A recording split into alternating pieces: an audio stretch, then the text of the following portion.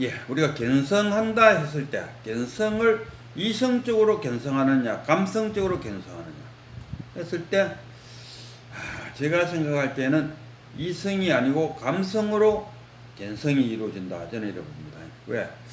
우리가 이 보고 듣기고 경문각지 또는 뭐 아니 비설시 너희 했을 때 이 소리를 듣고 깨닫는 경우가 많다. 간세음보살, 세음보살, 간세음, 소리를 듣는 거 아닙니까? 그래서, 그, 소리가 일어난다니까. 소리 딱 하는 소리가 일어났어요. 그럼 이 소리를 들었어요. 그러니까 소리는 딱 하고 사라졌어요. 그러나 소리를 들었던 그 자가 사라졌느냐? 그 자가 있다니. 그럼 그 자가 누구야? 이게 참나잖아. 그래서 우리가 이성적으로 참나를 보는 것이 아니고 감성적으로 참나를 찾는다. 그래서 이 감성적으로 찾다 보면은 이 세상사가 불가사의하지 않는 것이 없다. 만약에 이성적으로 생각해서 모든 것이 다 당연하다. 뭐 길가에 자동차가 굴러다니고 하늘에 구름이 떠다니고 어느 순간에는 비도 내리고 이런 것을 이성적으로 생각하면은 뭐 늘 일상생활이었으니까 불가사의하다는 것을 못 느끼죠. 그러나 감성적으로 바라다 볼 때 어떻게 우리가 저녁에 잠을 잤다가 아침에 눈을 뜨게 되었을까? 눈을 뜨고 또 자기가 다니는 직장에 가서 일을 하고 배고프면 또 식당에 가보면은 밥이 준비되어 있고 어떤 이런 일련의 과정들이 다 불가사의하다. 이런 생각을 가졌을 때 다 견성이 일어난다. 이런 말씀을 드리고 싶어요. 이 유마경에 천녀, 그러니까 그 문수보살하고 그 사람 대화를 나누는 것이 너무나 뭐랄까 해야 되나 근기가 높은 이야기를 하고 있는 것이 돼서, 그러니까 문수보살은 조금 이 소성적인 질문을 하고 유마거사는 대성적인 답을 하고 있어요. 그 모습이 너무 좋아서 천녀, 하늘 천자 계집여자, 천녀가 그 하늘에서 꽃비를 내려줬어요. 그러니까 꽃이 쫙 이제 꽃비가 내려오니까 그 꽃비가 내려와서 꽃이 그 10대 제자들의 몸에 붙는 꽃이 떨어지질 않고 다른 보살이나 천신들한테 떨어지는 꽃들은 그냥 툭툭툭툭 다 떨어졌어요. 그러니까 이 10대 제자들이 가만 생각해 보니까 이거 스님들이 이런 꽃을 장식하고 있어가 되겠나 싶어서 꽃을 털어내려고 암만 애를 써도 꽃이 안 털어나가요. 그래서 그 천녀가 사리불에게 물어서 이 사리불 나도 사리불 할 때 나 부처인지를 알았어요. 그게 아니고 사리불 하기도 하고 사리자 하기도 하고, 그 사리자 하면은 사리의 아들이다 이런 이야기 아닙니까? 이 사리가 이 사리불의 엄마 이름이 사리 모양이죠. 그래서 사리자 하기도 하고, 불이 뭐 인도말로는 아들이란 뜻이 되는 모양이죠. 그래서 사리 부처가 아니 사리불에게 물었어요. 아니 왜 그 옷에 떨어진 꽃을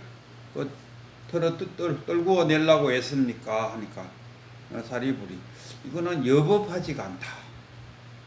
꽃이 이 스님의 옷에 떨어져서 붙어서 떨어지지 않고 하나의 장엄이 되고 있다는 것은 이 어떤 사치스러움도 되고 스님의 본분에 여법하지가 않다 이렇게 표현했어요. 하니까 천녀가 하는 말이 그대가 번뇌망상을 갖고 있기 때문에 이 꽃이 떨어지지 않는다. 그대가 만약에 번뇌망상이 없으면 꽃이 뚝 떨어져 나가볼 건데 그대가 만약에 그 소성적으로 번뇌망상을 다 제거하고 열반에 들었다고 이야기하는데 꽃이 떨어지지 않는 걸로 봐서 그대는 아직도 완전한 열반에 들지는 못한 것 같습니다. 이렇게 표현했어요. 그리고 이 유마경을 설법하면서 성본 스님이 하나 예를 들었는데, 뭐, 이렇게, 한문으로 된 것을 내가 그냥 아주 쉽게 한번 이야기해 보겠습니다. 절에 가면은, 처마 밑에 땡그랑땡그랑 하는 게 있지 않습니까? 그걸 뭐라 했는데, 아이고, 갑자기 이름이 안 떠오르네. 하늘에 입이 떠 있다. 입만 떠 있는데, 동쪽에서도 바람이 불고 서쪽에도 바람이 불고 온 사방에서 바람이 불 때마다 전혀 개의치 않고 그게 다 반응해서 딸그랑 딸그랑 딸그랑 울린다. 풍경소리, 풍경. 그걸 풍경소리를 해요. 전혀 집착함이 없다.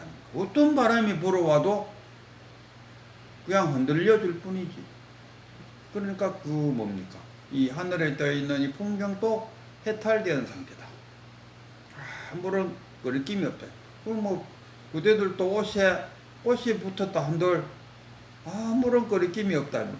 여법하지 않는 것은 꽃이 여법하지 않아서 뛸락하는 게 아니고 그대가 여법하지 못하다.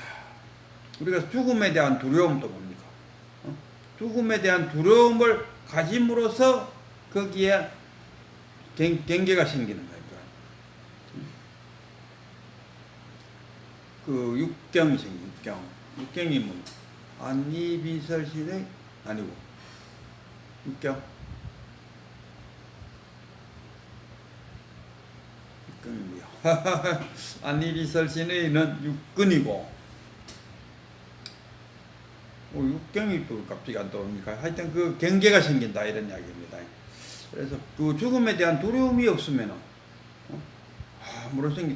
달리 말하면 구족되어 있는 내 상태에서 바라는 것이 없으면은 결핍된 느낌이 안 드는 거죠. 그와 같이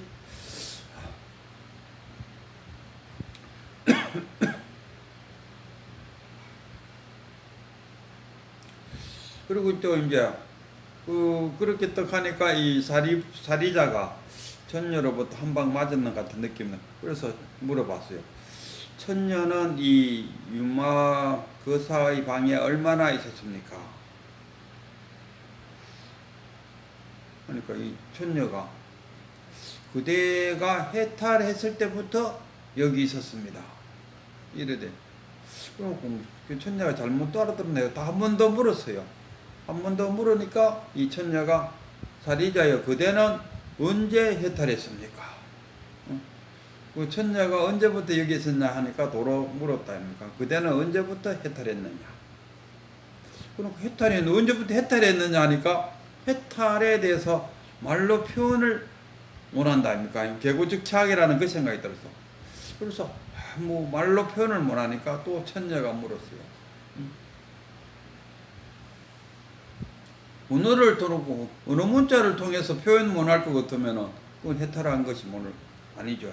언어 문자가 안에 있는 것도 아니고 밖에 있는 거 아니고 중간에도 있는 것도 아니고 언어 문자에는 아무런 속박됨이 없다. 언어 문자로서 표현하지 못한 그것을 어찌 해탈했다고 말할 수 있는가?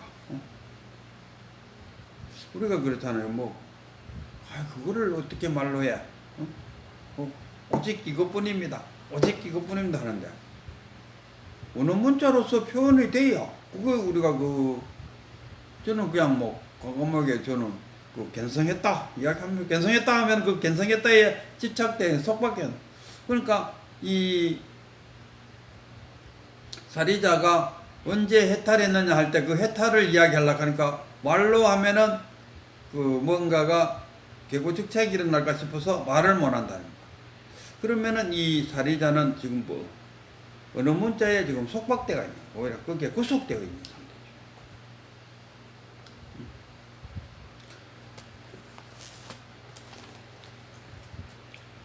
그래갖고 이제 두 번 이제 또 두드려 맞았어요. 그래갖고 이제 사리자가 그러면은 이제 천녀에게 묻죠. 해탈을 하려면은 탐진치가 제거되어야 됩니까? 탐진치가 있어도 해탈을 할 수 있습니까? 하고 물었어요.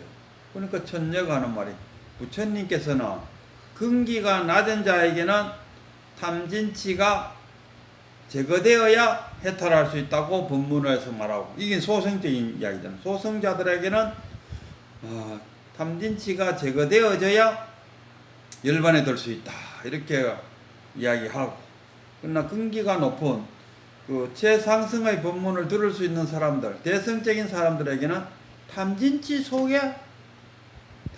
속에서 열반한다, 이렇게 표현했어요. 그러니까 사리자가 그 사리자뿐만 아니라 그 주변에 있는 사람들도 다 뭐 최상의 한옥따라 삼막삼보리를 얻을 수 있는 계기를 마련하게 되었다, 이런 이야기입니다. 그래서 이 천녀라든가 이런 이야기 우리가 들어보면은, 어떻게 보면은 지금 그 대성적인, 우리가 이제 다 대성적인 교육을 받아가 있다, 이럴 때는 그것이 불가사의한 것이 아닌데, 이 소성적인 입장에서 보면은 탐진치가 제거되어 갖고 편안한 상태가 되어 열반에 있는데, 오히려 탐진치 속에서 탐진치를 그냥 두고 탐진치에서 벗어나 있다. 이거는 뭐냐 하면은 진흙밭에서 연꽃이 피어나지만은 흙탕물에 물들지 않는 연꽃과 같다. 진흙 속에 있지만은 진흙에 물들지 않는다. 탐진치 속에 있지만은 탐진치에 물들지 않는다. 이 불가사의한 해탈 법문이다, 이런 이야기입니다. 그래서 우리가 그토록 하고 싶어하는 겐서, 이것 또한 불가사의한 이야기인데, 이것을 이성에 의존하지 말고 감성적으로 탁 체험할 때 겐성이 일어난다, 이런 말씀을 드리고 싶네요.